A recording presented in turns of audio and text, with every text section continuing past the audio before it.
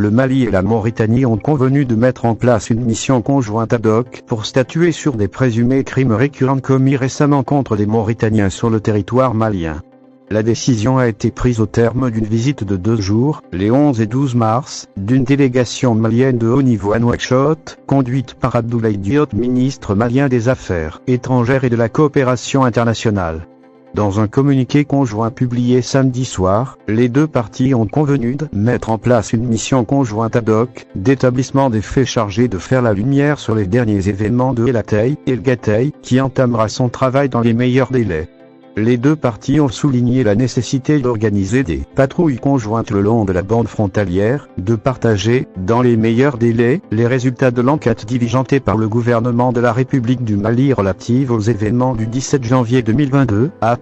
de sanctionner, aussi sévèrement que la législation malienne l'autorise, les auteurs de crimes odieux. À cela s'ajoute la création d'un cadre conjoint de concertation, de mutualisation et de partage d'informations afin de prévenir efficacement de pareils événements.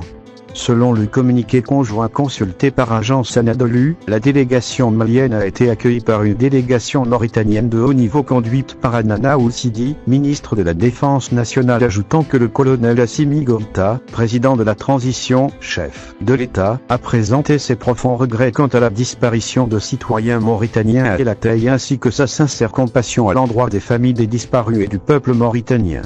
Elle a rappelé, par la même occasion, la force des relations d'amitié et de fraternité qui unissent le peuple malien et le peuple mauritanien. La délégation mauritanienne a, elle aussi, rappelé son attachement aux liens séculaires qui unissent les 2 pays. Elle a, par ailleurs, souligné que, depuis un certain temps, des citoyens mauritaniens sont victimes, sur le territoire malien, d'assassinats et d'exactions tragiques inacceptables, poursuit le document. Pour rappel, l'armée malienne est accusée depuis quelques jours, par des sources locales mauritaniennes, d'avoir tué au moins 35 civils mauritaniens dans les localités de Bassikounou et Fassala à la frontière avec le Mali.